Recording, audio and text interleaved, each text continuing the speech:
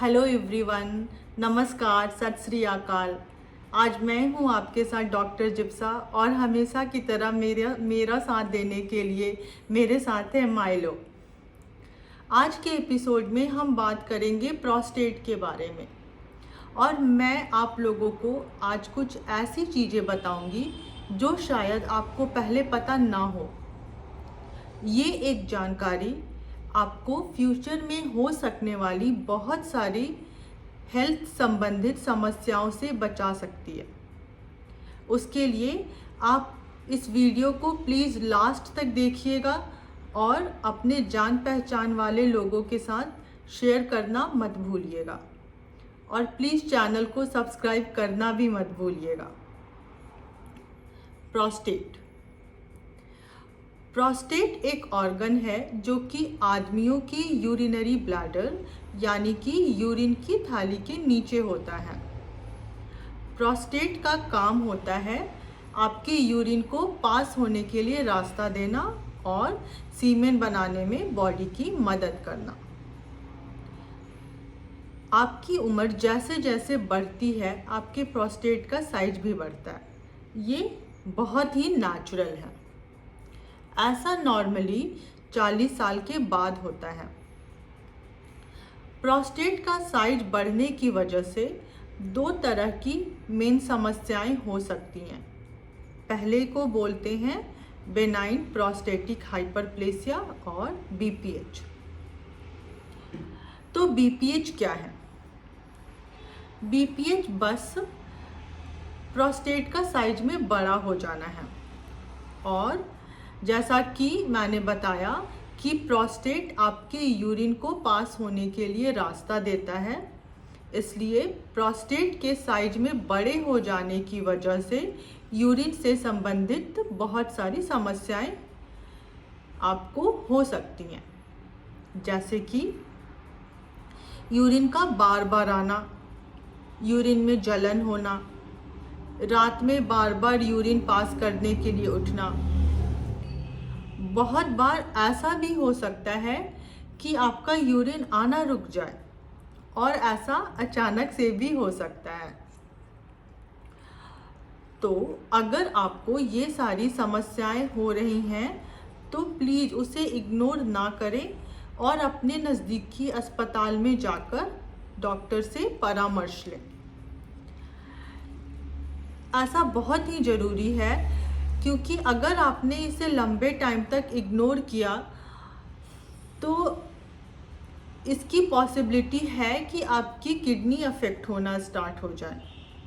Okay, सो दूसरी गंभीर समस्या जिसके बारे में मैं और माइलो आपसे बात करना चाहते हैं वो है प्रोस्टेट का कैंसर। प्रोस्टेट के कैंसर के केस में भी यूरिन से संबंधित वही सारी समस्याएं आपको होंगी जैसा कि मैंने आपको पहले वीडियो में बताया है। बट आज का मुद्दा ये है कि कैसे हम बिल्कुल स्टार्टिंग में ही प्रोस्टेट कैंसर को पकड़ लें जिससे आपका सही तरीके से जल्दी इलाज हो सके।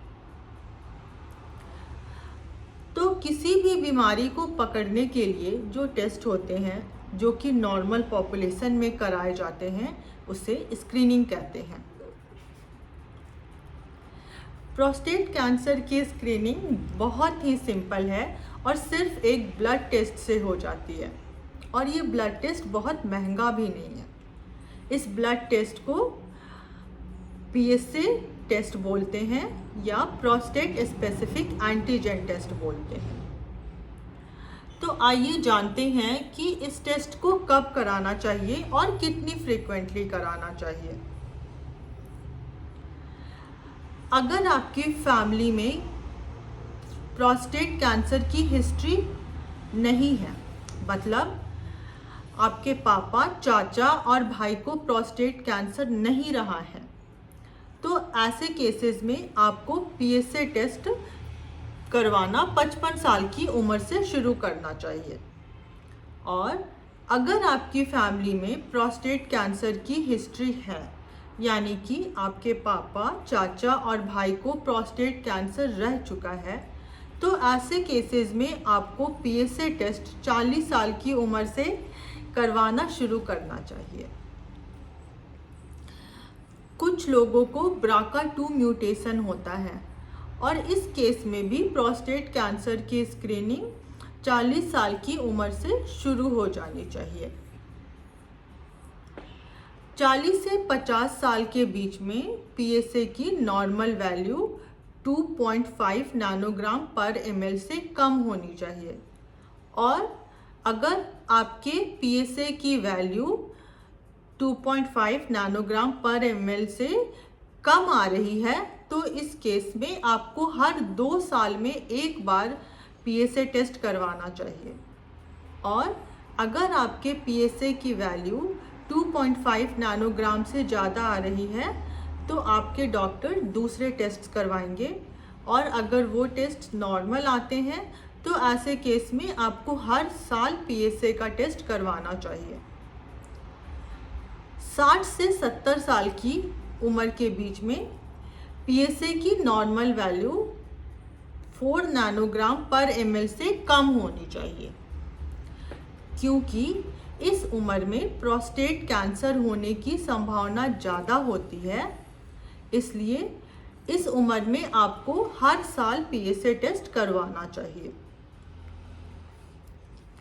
पीएसए का अचानक से 1 साल के अंदर बढ़ जाना भी कैंसर की तरफ इशारा करता है, और ऐसे केसेस में भी आपको अपने नज़दीकी अस्पताल में जल्दी जाना चाहिए।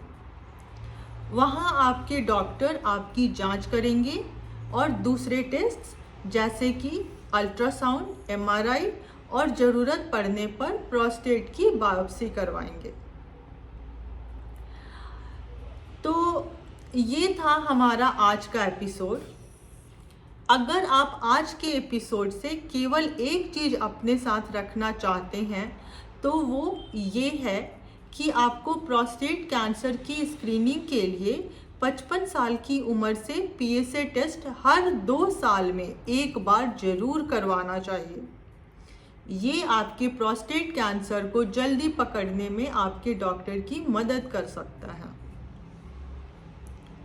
अगर आपके पास कोई क्वेश्चन है तो प्लीज़ उसके लिए आप कमेंट करें या हमें मेल करें।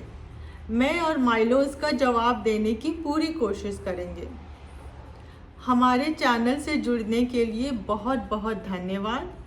मेरा और माइलो का सपना बेसिक मेडिकल एजुकेशन को घर घर तक पहुंचाना है, और इसके लिए हमें आपका आशीर्वाद चाहिए। प्लीज़ आप चैनल को सब्सक्राइब करना ना भूलें और अपने हेल्थ का ध्यान रखें। दिस इज़ जिप्सा and Milo signing off. Bye bye.